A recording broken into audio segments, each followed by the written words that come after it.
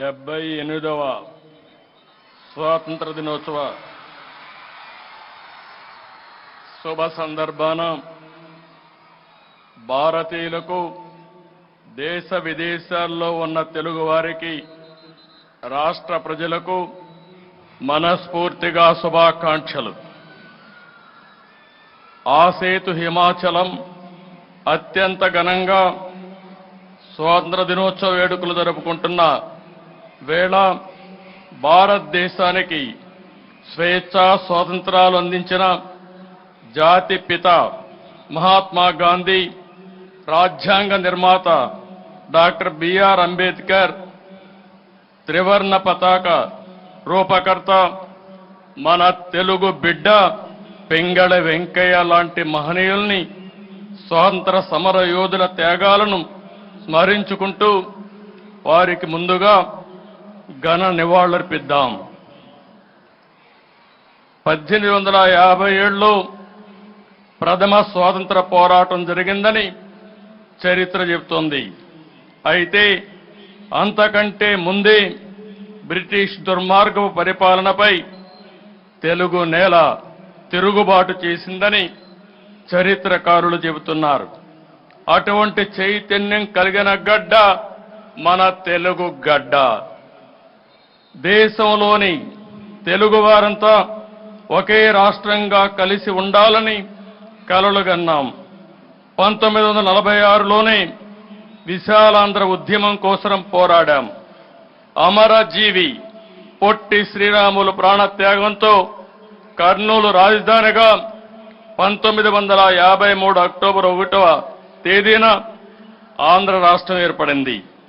ఆ తర్వాత 1956 నవంబర్ 1వ తేదీన హైదరాబాద్ రాజధానిగా మొదటి భాషా ప్రయుక్త రాష్ట్రంగా ఆంధ్రప్రదేశ్ ఏర్పాటు చేశారు. అనంతర పరిణామాలతో 2014లో రాష్ట్ర విభజనతో తెలుగు ప్రజలు 2 రాష్ట్రాలు ఏర్పడ్డాయి. ఇలా 60 ఏళ్లలో జరిగిన పరిణామాలతో ప్రతిసారి సవాళ్లతో రాష్ట్రం ప్రయాణం సాగింది. విభజనతో ఏర్పడిన నవ్యాంధ్రకు రాజధాని కూడా లేని పరిస్థితిలో నాడు పాలన ప్రారంభించాం. ఎక్కడ కూర్చుని పని చేయాలో కూడా తెలియనటువంటి అనిశ్చిత పరిస్థితి నుంచి పాలన మొదలుపెట్టి ప్రభుత్వాన్ని పట్టాలు ఎక్కించాం. మాకున్న అనుభవం, ప్రజల సహకారం, కష్టపడే తత్వంతో కొద్ది కాలంలోనూ నిలదొక్కున్నాం. సంక్షేమ అభివృద్ధి కార్యక్రమాలకు రూపకల్పన చేసుకుని వేగంగా ముందుకు సాగాం. దేశంలో ఎవరూ ఊహించిన విధంగా సంస్కరణలతో, సమర్థవంతమైన నిర్ణయాలతో, సరికొత్త పాలసీలతో 13.5% వృద్ధి రేటుతో దేశంలో టాప్ 3 రాష్ట్రాల్లో ఒకటిగా సగర్వంగా నిలబడ్డాం. 120కి పైగా సంక్షేమ పథకాలతో ప్రజల జీవన ప్రమాణాలు మెరుగుపరిచాం. ఈజ్ ఆఫ్ డూయింగ్ బిజినెస్ లో ప్రథమంగా నిలిచాం. 16 లక్షల కోట్ల పెట్టుబడులకు ఒప్పందాలు చేసుకుని దేశం దృష్టి ఆకర్షించాం. 14-19 కాలంలో రాష్ట్రం అన్ని రంగాల్లో అనూహ్యంగా దూసుకుపోయింది. దేశంలో నాడు ఆంధ్రప్రదేశ్ ఒక పెద్ద బ్రాండ్గా ఆవిష్కృతమైంది.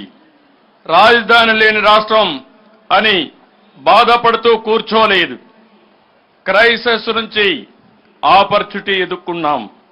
ఆ క్రమంలో రాష్ట్రానికి నడిబొడ్డుగా ఉండే అమరావతి ప్రాంతంలో దేశం గర్వించే రాజధానికి శంకుస్థాపన చేసుకున్నాం. ప్రజల సహకారంతో 34,000 ఎకరాల భూసేకరణ చేసి ప్రపంచం చర్చించుకునే డిజైన్లతో సంపద సృష్టించే రాజధాని నిర్మాణాన్ని మొదలుపెట్టాం. మనది వ్యవసాయ ఆధార రాష్ట్రం. రైతు బాగుంటేనే రాష్ట్రం బాగుంటుందని నేను ఎప్పుడూ నమ్ముతాను. అందుకే సాగునీటి రంగానికి అత్యంత ప్రాధాన్యత ఇచ్చి నాడు 5 ఏళ్లలో 68,000 కోట్ల రూపాయలు ఇరిగేషన్పై ఖర్చు చేశాం. రాష్ట్రానికి జీవనాడి అయిన పోలవరం ప్రాజెక్టుకి అత్యంత ప్రాధాన్యత ఇచ్చాం. ఒక యజ్ఞంలా పోలవరాన్ని నాడు పరుగులు పెట్టించి 73% పనులు పూర్తి చేశాం. తెలుగుదేశం ప్రభుత్వం కొనసాగి ఉంటే ఈ పాటికే పోలవరం పూర్తయి ఆ ఫలాలు రాష్ట్రం ప్రజలు పొందేవాళ్లు.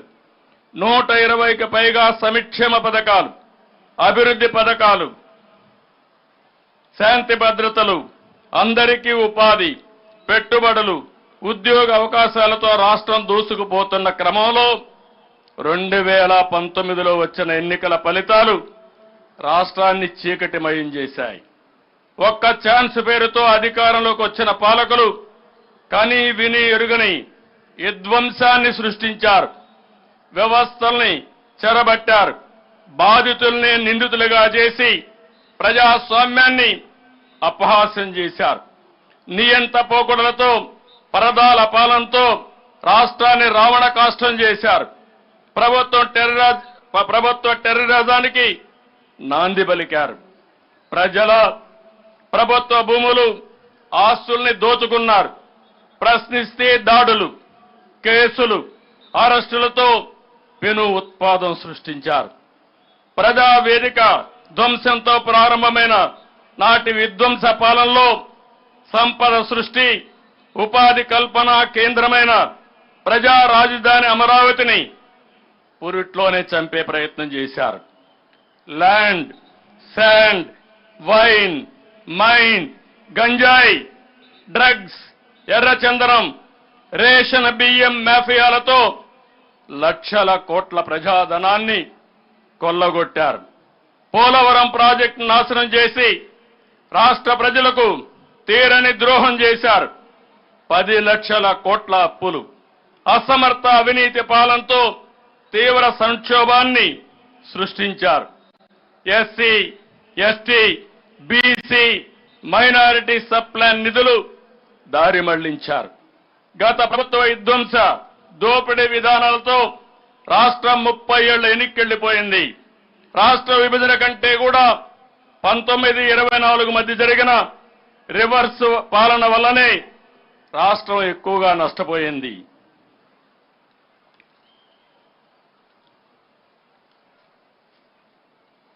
గత ప్రభుత్వ అసమర్థ విధానాలతో రాష్ట్రం అప్పులు 9,74,000 కోట్లకు చేరుకున్నాయి.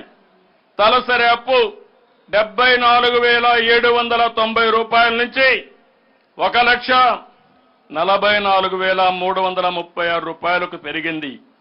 తలసరి ఆదాయం 13.2% నుండి 9.5% తగ్గింది. అంటే గత ప్రభుత్వం తీరుతో ప్రజల తలసరి ఆదాయం తగ్గింది.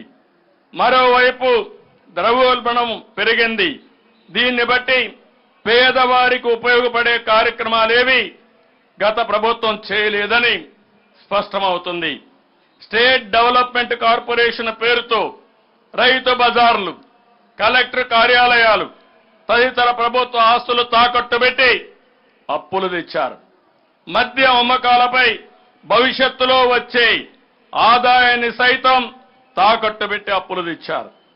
5 ఏళ్ల చీకటి పాలనతో విసిగిపోయిన ప్రజల్లో చైతన్యం వెల్లువెత్తింది. 2024 సాధారణ ఎన్నికల్లో నిశ్శబ్ద విప్లవంతో, అసాధారణ విజయంతో కూటమికి పట్టం కట్టారు.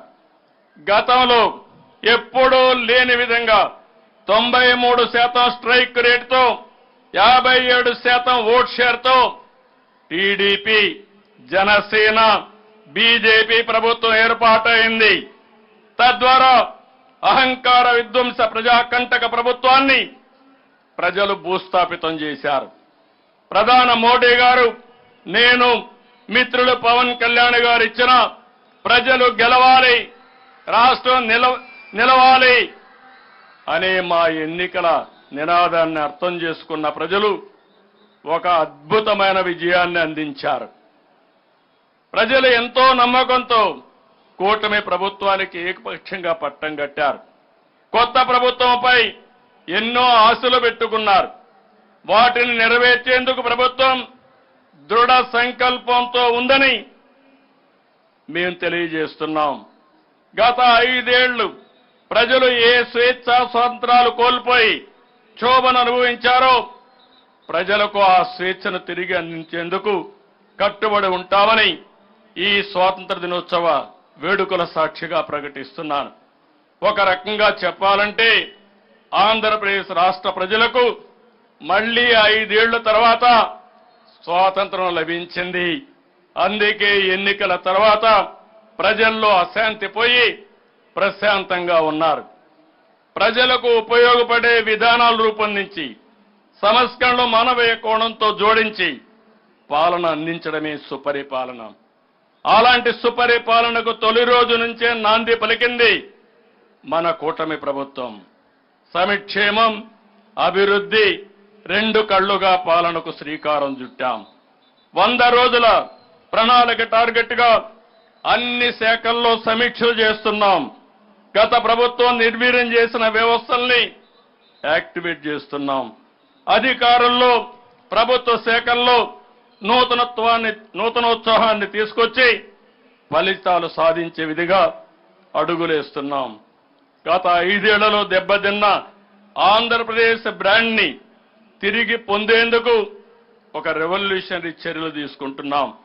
సింపుల్ గవర్నమెంట్, ఎఫెక్టివ్ గవర్నెన్స్ తో హంగు ఆర్భాటాలకు దూరంగా ప్రజలకు దగ్గరగా పాలన అందిస్తున్నాం.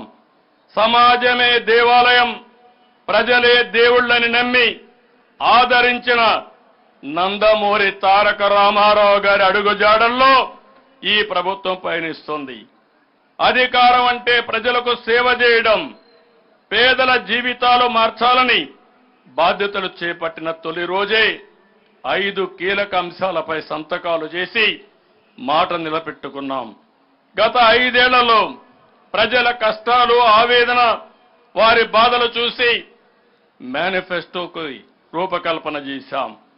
నాడు నేడు అని మాయ మాటలు చెప్పి గత ప్రభుత్వం విద్యా రంగాన్ని తీవ్ర అగాధంలోకి నెట్టేసింది. రంగుల మోజుతో పాఠశాలకు పార్టీ రంగులు వేసుకున్న నాటి ప్రభుత్వం విద్యా ప్రమాణాలకు తిలోదకాలిచ్చింది. ఒక్క టీచర్ పోస్టు కూడా భర్తీ చేయకుండా ప్రభుత్వ విద్యను తీవ్ర సంక్షోభంలోకి నెట్టేసింది. ఎన్నికల్లో ఇచ్చిన హామీ మేరకు అధికారంలోకి వచ్చిన వెంటనే బాధ్యతలు స్వీకరించిన తొలి రోజునే 16,340 పోస్టులతో మెగా డిఎస్సిపై తొలి సంతకం చేసి మా ప్రభుత్వం చిత్తశుద్ధి నిరూపించుకున్నాం. ఇప్పటికే ప్రక్రియ మొదలుపెట్టాం. ప్రజలకు భూమితో ఉండే అనుబంధం విడదీయరానిది. ప్రతి కుటుంబానికి భూమి అనేది ఒక భరోసా, వారి బిడ్డల భవిష్యత్తుకు ఆసరా. అందుకే ప్రతి ఒక్కరూ భూమిని ప్రాణంగా చూసుకుంటారు. ఒక్క గజం అన్యాక్రాంతమైన తట్టుకోలేరు. అయితే గత 5 ఏళ్ల కాలంలో మన రాష్ట్రంలో ఎప్పుడూ లేని విధంగా జరిగిన భూ కబ్జాలు, దోపిడీలు, రికార్డుల మార్పు, రీసర్వేతో తెచ్చిపెట్టిన కొత్త కష్టాలతో ప్రజలు తీవ్ర సంక్షోభంలో చిక్కుకున్నారు. పట్టాదారు పాస పుస్తకాలు, సర్వే రాళ్లపై బొమ్మలకు 700 కోట్ల రూపాయలు తగలేశారు. ల్యాండ్ టైటిలింగ్ యాక్ట్ తో ప్రజల ఆస్తులకు భద్రత లేకుండా చేశారు. మన రాష్ట్రంలో ఎన్నడూ లేని స్థాయిలో భూ సమస్యలు సృష్టించి ప్రజల్లో తీవ్ర అశాంతికి కారణమయ్యారు. అందుకే ఈ సమస్యలు పరిష్కరించేందుకు 2వ సంతకంతో ల్యాండ్ టైటిలింగ్ యాక్ట్ రద్దు చేశాం. మొదటి కేబినెట్ లో ఆమోదించి మొదటి అసెంబ్లీలోనే ఆ నల్ల చట్టాన్ని రద్దు చేశాం. రాష్ట్రంలో సంచలనం సృష్టించిన మదనపల్లి ఫైల్స్ ఘటన అనంతరం వెల్లువెత్తిన బాధితుల ఆక్రందనలు చూసిన తర్వాతనే రాష్ట్ర స్థాయిలో కూడా భూ బాధితుల కోసం మీ భూమి మీ హక్కు పేరుతో రెవెన్యూ సదస్సు నిర్వహించాలని ప్రభుత్వం నిర్ణయించింది. భూ సమస్యలపై బాధితులు ప్రభుత్వం చుట్టూ తిరగడం కాదు, ప్రభుత్వమే ప్రజల వద్దకు వెళ్లి సమస్య పరిష్కరించాలనేది మా ఉద్దేశం. మాది పేదల ప్రభుత్వం, పేదల సేవలో ఎప్పుడూ ముందుండే మనసున్న ప్రభుత్వం. అందుకే ఎన్ని ఆర్థిక సమస్యలు ఉన్నా ఇచ్చిన మాట నిలబెట్టుకోవడం ప్రకారం పింఛన్లు పెంచి ఇవ్వాలని నిర్ణయం తీసుకుని అమలు చేశాం.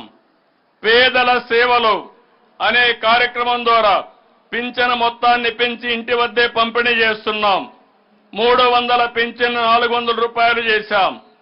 దివ్యాంగులకు ఇచ్చే పింఛను 6000 చేశాం.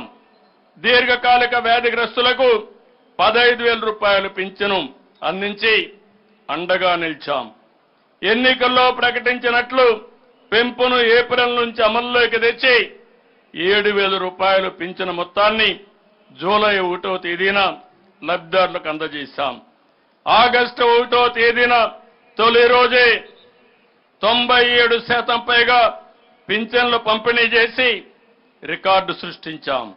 వాలంటీర్లు లేకపోతే పింఛన్లు సాధ్యం కాదని, పంపిణీ సాధ్యం కాదని నాటి ప్రభుత్వం 36 మంది వృద్ధుల ప్రాణాలు తీస్తే మీ కూటమి ప్రభుత్వం అసాధ్యాన్ని సుసాధ్యం చేసి చూపించింది. పేద ప్రజలకు ఆర్థిక భరోసా ఇచ్చేందుకు ప్రతి నెల 2,737 కోట్ల చొప్పున ఏడాదికి 33,000 కోట్లు, 5 ఏళ్లలో 1,64,000 కోట్ల రూపాయలు కేవలం పింఛను కోసమే ఖర్చు చేస్తున్నాం. వృద్ధులు, దివ్యాంగులు, అభాగ్యులకు ఆర్థిక భరోసా మాకు ఆర్థిక భారం కాదని, పేదల సేవలో మేము ఎప్పుడూ ముందుంటామని మరొక్కసారి తెలియజేస్తున్నా. ఆకలితో ఉన్న వారికి ఇంత అన్నం పెడితే అంతకంటే తృప్తి మరేముంటుంది. అందుకే నాడు అన్నా క్యాంటీన్లు ప్రారంభించాం. కేవలం 5 రూపాయలకి కడుపు నిండా భోజనం పెట్టాలన్న ఆలోచన నుంచి పుట్టింది అన్నా క్యాంటీన్. తిరుమలలో అన్న ఎన్టీఆర్ ప్రారంభించిన ఉచిత భోజనం పథకం, డొక్కా సీతమ్మ అన్నదాన కార్యక్రమం నుంచి స్ఫూర్తిని పొంది అన్నా క్యాంటీన్ పథకం తీసుకొచ్చాం. రోజుకు సగటున 1,40,000 నుంచి రోజు సగటున 1,41,000 మంది 5 రూపాయలకే తృప్తిగా భోజనం చేసేవారు. అలాంటి అన్నా క్యాంటీన్లపై కక్ష సాధించి నిర్దాక్షిణ్యంగా తొలగించి ప్రజలకు తీరని ద్రోహం చేసింది గత ప్రభుత్వం. అయితే మళ్లీ పేదవాడి కడుపు నింపాలనే మంచి ఆలోచనతో నేటి నుంచి అన్నా క్యాంటీన్లు 100 ప్రారంభిస్తున్నాం. మొత్తం 203 అన్నా క్యాంటీన్లు ఏర్పాటు చేస్తాం. గిరిజన ప్రాంతాల్లోని అన్ని మండల కేంద్రాల్లో అన్నా క్యాంటీన్లు ఏర్పాటు చేస్తామని ఈ సందర్భంగా ప్రకటిస్తున్నాం. ఈ అన్నదాన కార్యక్రమంలో ప్రజలు కూడా భాగస్వాములు కావాలని కోరుకుంటున్నాను. నలుగురికి అన్నం పెట్టే కార్యక్రమంలో విరాళాలిచ్చి ఆ మంచిలో మీరు భాగస్వాములు కావాలని ఈ సందర్భంగా పిలిపిస్తున్నాను. మీ పుట్టినరోజు, మీ పెళ్లి రోజు, మీ ఇంట్లో శుభకార్యం జరిగిన రోజున మీరు విరాళమిస్తే మీ పేరును అక్కడ ప్రదర్శించి మీ పేరుతో ఆ రోజు ఆ అన్నా క్యాంటీన్ ద్వారా పేదలకు భోజనం పెడతాం. ఎవరు ఎంత విరాళం ఇచ్చారనే దానికంటే ప్రజల్లో ఒక స్ఫూర్తి తీసుకొచ్చేందుకు ఈ పిలుపునిస్తున్నాను.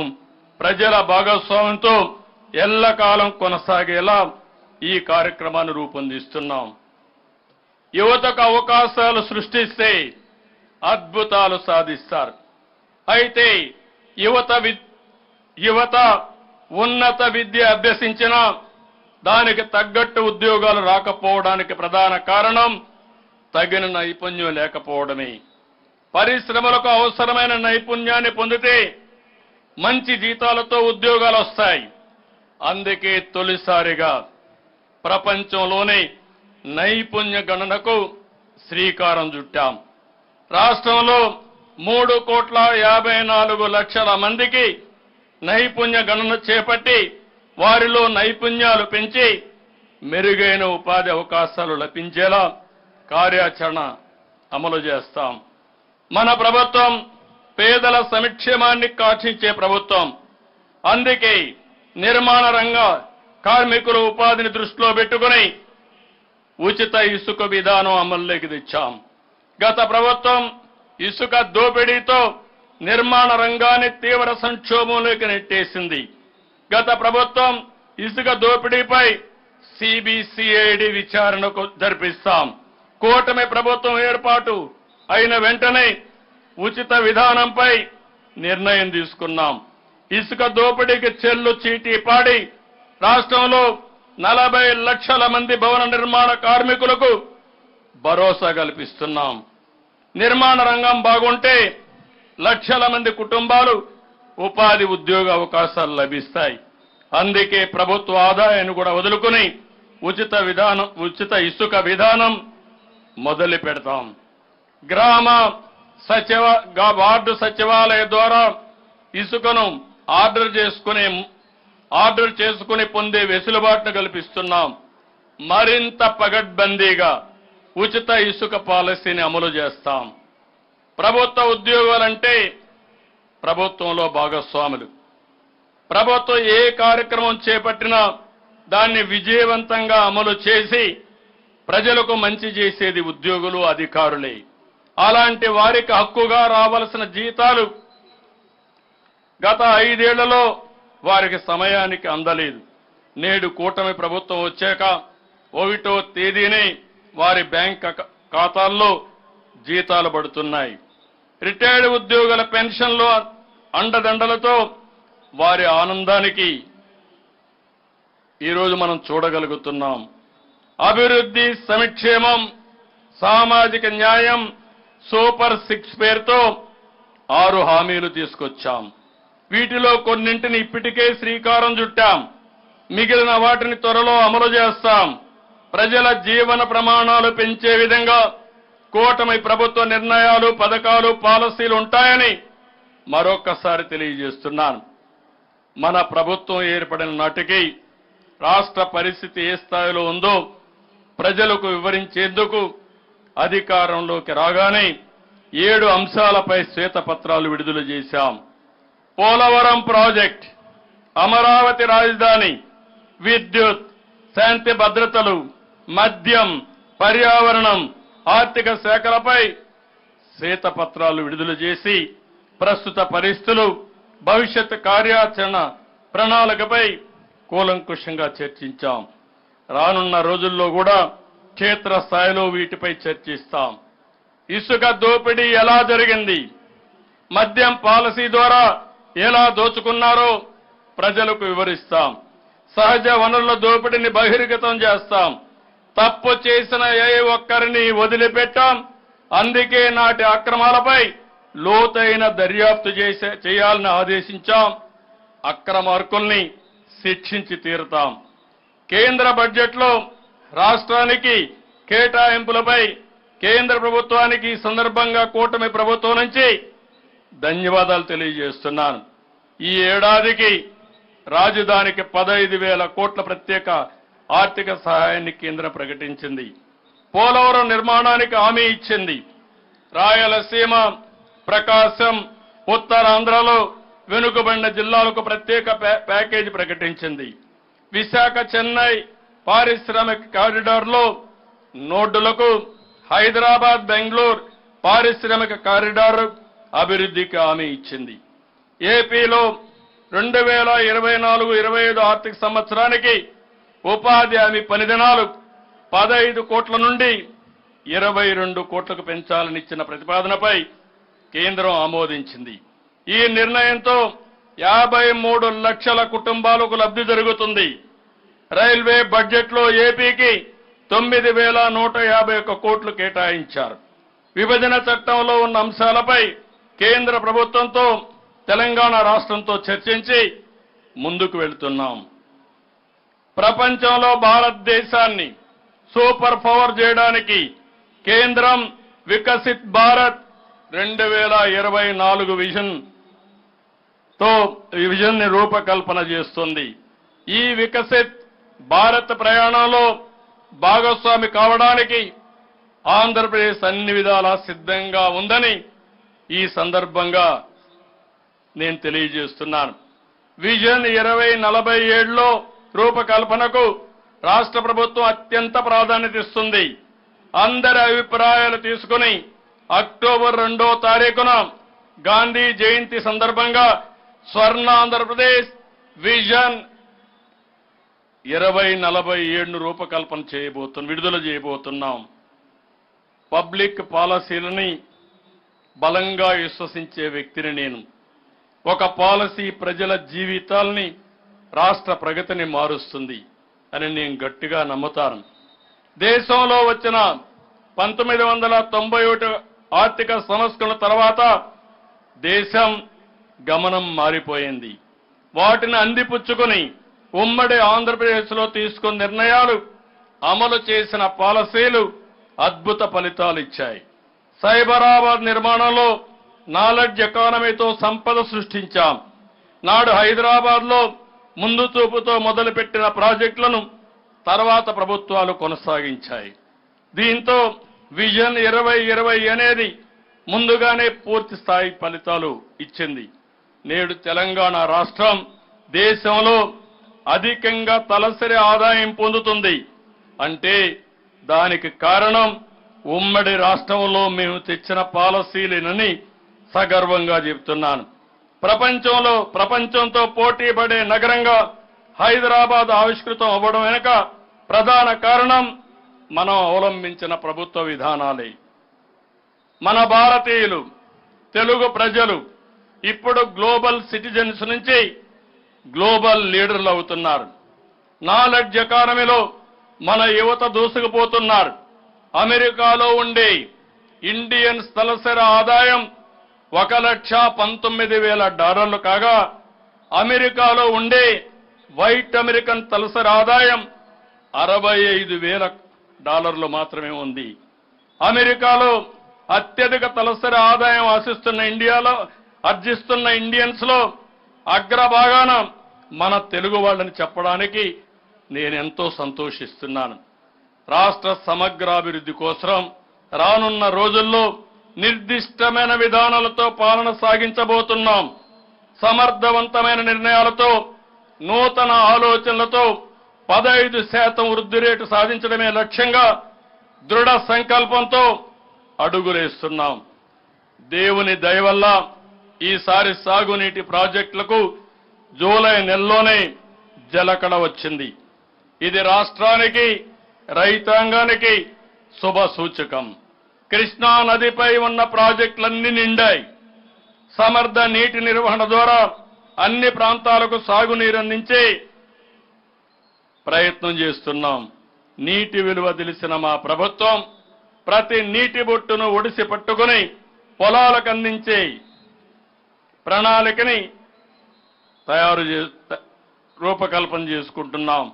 స్వర్ణ చతుర్భుజ రహదారుల కార్యక్రమంతో దేశంలో ప్రధాన రహదారులు ఎలా అనుసంధానం చేశామో అదే స్ఫూర్తితో నదుల అనుసంధానం కూడా జరగాలనేది మా ఆకాంక్ష. రైతుల ఆదాయాన్ని పెంచి వ్యవసాయాన్ని లాభసాటిగా మార్చడానికి వీలుగా నదుల అనుసంధానం చేయవలసిన అవసరం ఎంతైనా ఉంది. జాతీయ స్థాయిలో దీన్ని ఒక విధానంగా అమలు చేయవలసిన అవసరం ఉంది.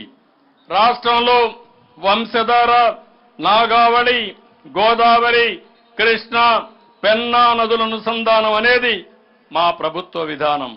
రాష్ట్రంలో తాగునీరు, సాగునీరు, పరిశ్రమలకు కావాల్సిన మొత్తం నీరు సమృద్ధిగా అందిస్తాం. గత ప్రభుత్వ అసమర్థకు దెబ్బతిన్న పోలవరం ప్రాజెక్టును కూడా మళ్లీ ఘాటిలో పెట్టి ముందుకు తీసుకెళ్తాం. గత ప్రభుత్వ అసమర్థ నిర్ణయాలతో 436 కోట్లతో నిర్మించిన డయాఫామ్ వాల్ దెబ్బతిన్నది. ఇప్పుడు కొత్తది నిర్మించడానికి 990 కోట్ల రూపాయలు అవసరం అవుతుంది. ఈ విషయంలో కేంద్రంతో ఎప్పటికప్పుడు సంప్రదింపులు జరిపి ముందుకు తీసుకుపోవడం కోసం అన్ని ప్రయత్నాలు చేస్తున్నాం. అమెరికా, కెనడా వంటి దేశాల నుంచి నిపుణులు పిలిపించి కార్యాచరణకు సిద్ధం చేస్తున్నాం. నదుల అనుసంధానంలో కీలకమైన పోలవరం ప్రాజెక్టు త్వరితగతిన పూర్తి చేసేందుకు ఉన్న అన్ని అవకాశాలను అందిపుచ్చుకుంటూ ముందుకెళ్తున్నాం. దేశంలోనే తొలిసారి విద్యుత్ రంగంలో సంస్కరణలకు ఉమ్మడి రాష్ట్రంలో నాడు నాంది పలికాం. ఎవరూ సాహసించని సమయంలో దృఢమైన నిర్ణయాలతో విద్యుత్ రంగ సంస్కరణలకు శ్రీకారం చుట్టాం. దేశానికి మనం ఆదర్శంగా నిలిచాం. ఇంధన రంగం బలోపేతమైతే రాష్ట్రానికి అది ఇంధనం అవుతుంది. అందుకే మా ప్రభుత్వం ఎప్పుడూ విద్యుత్ రంగానికి అత్యంత ప్రాధాన్యత ఇస్తున్నాం. ఎవరూ ఆలోచించని కాలంలో ఎంతో ముందు చూపుతో సోలార్ విద్యుత్ గురించి ఆలోచన చేసి ఆచరణలోకి తెచ్చాం. సోలార్, విండ్ ఎనర్జీ సెక్టార్లో ఉన్న అవకాశాలు అందిపుచ్చుకుని సాంప్రదాయేతర ఇంధన రంగంలో ఉత్తమ ఫలితాలు సాధిస్తాం. సౌర విద్యుత్ పరిశ్రమ మార్కెట్ పరిణామం 2027 నాటికి దాదాపు 34% పెరుగుతుందని ఒక అంచనా. మారుతున్న ప్రజల అవసరాలు, పర్యావరణ పరిస్థితుల ఆధారంగా నూతన ఎనర్జీ పాలసీని రూపొందించుకుంటున్నాం. ఉష్ణోగ్రతలు అధికంగా ఉండే మన రాష్ట్రంలో సోలార్ విద్యుత్తుకి అద్భుతమైన అవకాశాలున్నాయి. గృహాలు, వాణిజ్య స్థలాలు, కార్యాలయాల్లో సౌర విద్యుత్తును ప్రోత్సహించి రైతులు, ఇతర రంగాల ప్రజలు సోలార్ విద్యుత్ ద్వారా సొంతంగా విద్యుత్తు ఉత్పత్తి చేసుకోవడంతో పాటు మిగిలిన విద్యుత్తుని సంస్థలకు విక్రయించి ఆదాయం పొందే మార్గాన్ని కల్పిస్తాం. ప్రధానమంత్రి సూర్యఘర్ యోజన పథకాన్ని రాష్ట్రంలో విస్తృతంగా అమలు చేస్తాం. Solar, wind, pumped energy, battery, bio ఎనర్జీలతో పాటు భవిష్యత్ అవసరాల కోసం గ్రీన్ హైడ్రోజన్ ఎనర్జీ హబ్గా ఈ రాష్ట్రంలో నాంది పలుకుతాం. రాష్ట్రంలో సంక్షోభంలో ఉన్న రైతును ఆదుకునేందుకు కూటమి ప్రభుత్వం కృత నిశ్చయంతో ఉంది. వారికి అవసరమైన చేయూతను అందిస్తాం. గత ప్రభుత్వం బకాయిలు పెట్టిన 1674 కోట్ల ధాన్యం సొమ్ముని రైతులకు చెల్లించాం. ప్రస్తుత ఆర్థిక సంవత్సరంలో బ్యాంకుల ద్వారా వ్యవసాయానికి 2,64,000 కోట్ల రుణాలు అందజేయబోతున్నాం. త్వరలో రైతు సబ్సిడీలు పునరుద్ధరిస్తాం. రైతు ఉత్పత్తులకు విస్తృత మార్కెటింగ్ సదుపాయాలు కల్పిస్తాం. ప్రకృతి వ్యవసాయానికి ప్రోత్సాహం అందిస్తాం. యాంత్రీకరణ, సాగులో డ్రోన్లు వినియోగం తదితర ఆధునిక వ్యవసాయ సాంకేతిక పద్ధతులు రైతులకు చేరువ చేరుస్తాం. అక్వా, హార్టికల్చర్కు సబ్సిడీలు ఇచ్చి వారిని ఆర్థికంగా నిలబెడతాం. ఫుడ్ ప్రాసెసింగ్ పరిశ్రమలు తెచ్చి అన్నదాతకు ఊతమిస్తాం. ఎన్డీఏ ప్రభుత్వం హామీ ఇచ్చిన ప్రకారం అన్నదాత పథకం కింద ఏడాదికి ప్రతి రైతుకు 20,000 రూపాయల ఆర్థిక సహాయం అందిస్తాం. 2014-19 మధ్య కాలంలో రాష్ట్రంలో పారిశ్రామిక రంగం పరుగులు పెట్టింది. అయితే గత ప్రభుత్వ టెర్రరిజంతో కంపెనీలు ఒప్పందాలు రద్దు చేసుకుని రాష్ట్రం విడిచి వెళ్లిపోయాయి. అలాంటి పారిశ్రామికవేత్తల్ని, కంపెనీల్ని మళ్లీ రాష్ట్రానికి తీసుకొచ్చేందుకు, వారికి నమ్మకం కల్పించేందుకు ప్రయత్నాలు చేస్తున్నాం. దీనిలో భాగంగానే నూతన పాలసీలు శ్రీకారం చుడుతున్నాం. రానున్న 100 రోజుల్లో కొత్త పాలసీలు తీసుకొస్తాం. నూతన industrial policy, MSME, food processing, electronic, IT, textile, tourism పాలసీలు తీస్తున్నాం. ఈజ్ ఆఫ్ డూయింగ్ బిజినెస్ లో మళ్లీ రాష్ట్రాన్ని అగ్రస్థానంలో నిలబెడతాం. మెడ్టెక్ జోన్ సాధించిన విజయాలు స్ఫూర్తిగా రాష్ట్రంలో మరో 100 పారిశ్రామిక పార్కులు ఏర్పాటు చేస్తాం. అదేవిధంగా కొత్తగా కుప్పం, మూలపేట, చిలమత్తూర్, దోనకొండ పరిసర ప్రాంతాల్లో కొత్త ఇండస్ట్రియల్ క్లస్టర్స్ ఏర్పాటు చేయబోతున్నాం. ఆయా క్లస్టర్లో electronics, pharma, food processing, hardware సంస్థల ఏర్పాటుకు కృషి చేస్తాం. నక్కపల్లి, కొప్పర్తి, ఓర్వకల్లు, కృష్ణపట్నంలో ఇండస్ట్రియల్ పార్కులు అభివృద్ధి చేస్తాం. పెట్టుబడులు ఎంతో కీలకమైన మౌలిక సదుపాయాలు కల్పనకు గత ప్రభుత్వం నిర్వీర్యం చేసింది. రాష్ట్రంలో పెట్టుబడులు రావాలన్నా, పరిశ్రమలు ఏర్పాటు చేయాలన్నా మౌలిక సదుపాయాలే కీలకం. కూటమి ప్రభుత్వం రాష్ట్రంలో మౌలిక సదుపాయాలకు పెద్దపీట ఇస్తుంది. ప్రజలు సౌకర్యవంతమైన జీవనం సాగించడానికి వీలుగా రాష్ట్ర వ్యాప్తంగా రహదారులు అభివృద్ధి చేస్తాం. గ్రామ స్థాయి నుంచి రాష్ట్ర జాతీయ రహదారుల వరకు రోడ్ల వ్యవస్థ మరింత పటిష్టం చేస్తాం. పోర్ట్లు, ఎయిర్పోర్ట్లు, జాతీయ రహదారులను అనుసంధానం చేసి సంపద సృష్టికి మార్గం సృష్టిస్తాం. ఇన్లాండ్ వాటర్ వేస్ ప్రాజెక్టులు ముందుకు తీసుకెళ్తాం. పట్టణ గ్రామీణ ప్రాంతాల్లో ప్రతి ఇంటికి తాగునీటి సౌకర్యం అందిస్తాం. విజయవాడ, విశాఖపట్నంలో మెట్రో రైల్ ప్రాజెక్ట్ ని మళ్లీ పట్టాలు ఎక్కిస్తాం. గ్రామాల్లో వేస్ట్ మేనేజ్మెంట్ ని సమర్థవంతంగా నిర్వహించి స్వచ్ఛాంధ్రప్రదేశ్ ను సాధిస్తాం. 2014-19 సమయంలో విజయవాడ, రాజమండ్రి, తిరుపతి, కడప ఎయిర్పోర్ట్ల అభివృద్ధి చేశాం. కర్నూలుకి ఎయిర్పోర్ట్ కూడా తీసుకొచ్చాం. గత ప్రభుత్వం పక్కన పెట్టిన భోగాపురం ఎయిర్పోర్ట్ పనులను మళ్లీ వేగవంతం చేస్తున్నాం. పారిశ్రామిక అభివృద్ధికి భోగాపురం కేంద్రంగా మారనుంది. వీటితో పాటు కొత్తగా కుప్పం, దగదుర్తి వంటి చోట్ల విమానాశ్రయాలు, ఎయిర్ స్ట్రిప్లు సిద్ధం చేస్తున్నాం. రాష్ట్రానికి 974 కిలోమీటర్లు సుదీర్ఘ తీర ప్రాంతం ఉంది. దీన్ని సద్వినియోగం చేసుకునేందుకు నాటి తెలుగుదేశం ప్రభుత్వం పోర్టుల నిర్మాణానికి ముందడుగు వేసింది. తర్వాత వచ్చిన ప్రభుత్వం రివర్స్ నిర్ణయాలతో మళ్లీ వెనక్కి పంపింది. పోర్టుల ఆర్థిక ఉపాధి కేంద్రాలుగా మారతాయి. అందుకే మళ్లీ కూటమి ప్రభుత్వం పోర్టుల సత్వర నిర్మాణంపై దృష్టి పెట్టింది. సాధ్యమైనంత తొందరలో మచిలీపట్నం, మూలపేట, రామాయపట్నం పోర్టుల్ని పూర్తి చేస్తాం. రాష్ట్రంలో కరోనా కంటే నాటి ప్రభుత్వ అసమర్థత వల్లనే టూరిజం రంగానికి ఎక్కువ నష్టం జరిగింది. తెలుగుదేశం హయాంలో టూరిజం శాఖపై 880 కోట్లు ఖర్చు చేయగా గత ప్రభుత్వం కేవలం 213 కోట్లు మాత్రమే ఖర్చు చేసింది. తమ విలాసాల కోసం రిషికొండలో ప్యాలెస్ నిర్మించుకున్నారు తప్ప పర్యాటక రంగంపై శ్రద్ధ పెట్టలేదు. రిషికొండ ప్యాలెస్ కోసం ఖర్చు పెట్టిన దానిలో గత ప్రభుత్వం పర్యాటక రంగానికి సగం ఖర్చు పెట్టకపోవడం విచారకరం. టూరిజం అభివృద్ధి అనేది సామాన్య ప్రజలకు ఉపాధి కల్పనలో అత్యంత కీలకమైనది. మళ్లీ పర్యాటక రంగానికి మన ప్రభుత్వం పూర్వ వైభవం తీసుకొస్తుంది. రాష్ట్రం నుంచి వెళ్లిపోయిన పెట్టుబడిదారుల్ని మళ్లీ వెనక్కి తీసుకొస్తాం. రాష్ట్రంలో ఎకో, టెంపుల్, బీచ్ టూరిజం ప్రాజెక్టులను అభివృద్ధి చేసి రాష్ట్రాన్ని ముఖ్యమైన పర్యాటక కేంద్రంగా మారుస్తాం. గత ప్రభుత్వ హయాంలో అస్తవ్యస్తమైన విద్యా వ్యవస్థని సమూలంగా ప్రక్షాళన చేసేందుకు నడుము బిగించాం. ప్రధానంగా పాఠశాలలో మౌలిక సదుపాయాల కల్పనపై దృష్టి సారించాం. బడి ఈడు పిల్లలు ఎవ్వరూ విద్యకు దూరంగా ఉండకూడదనేది మా విధానం. రాబోయే 20 ఏళ్ల అవసరాలు దృష్టిలో పెట్టుకుని ఎప్పటికప్పుడు విద్యార్థుల సిలబస్ లో మార్పులు చేస్తాం.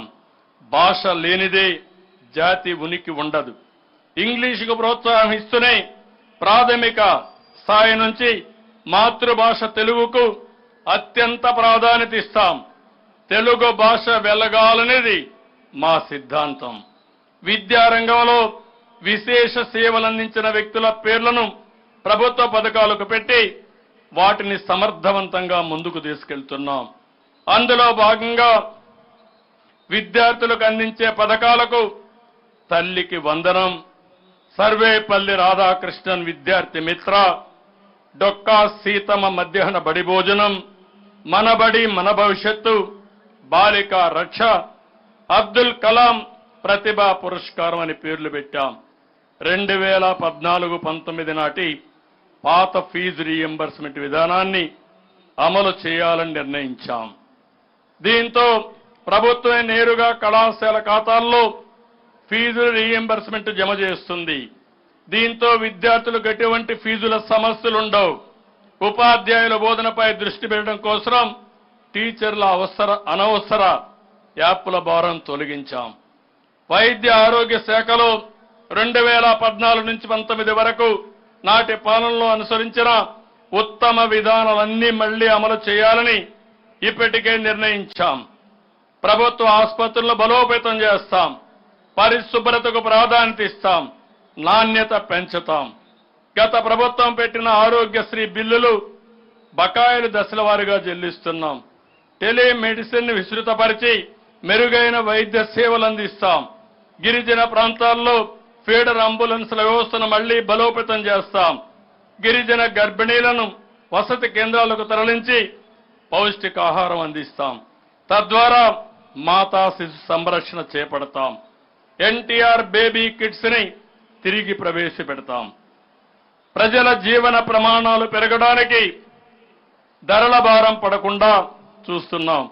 గత ప్రభుత్వం ప్రజా పంపిణీ వ్యవస్థను కూడా అవినీతి కేంద్రంగా మార్చుకుంది. రేషన్ వ్యవస్థను సర్వనాశనం చేసింది. నిత్యావసర వస్తువుల ధరల పెరుగుదలతో పేదలు అల్లాడిపోయారు. అందుకే కూటమి ప్రభుత్వం మళ్లీ పౌర సరఫరాల శాఖను బలోపేతం చేస్తుంది. నిత్యావసర వస్తువుల ధరల్ని నియంత్రిస్తాం. ప్రస్తుత సమాజంలో మారుతున్న పోకడలకు అనుగుణంగా దేశంలో జనాభా పెరుగుదలని ప్రోత్సహించవలసిన అవసరం ఎంతైనా ఉంది. ఇప్పటి వరకు జనాభా నియంత్రణపైన దృష్టి పెట్టాం. జనాభా పెరుగుదలను తగ్గించేందుకు 2 దశాబ్దాల క్రితం చొరవ తీసుకుని పలు కార్యక్రమాలు చేశాం. అయితే నేడు జనాభా వృద్ధిపై దృష్టి పెట్టాలి.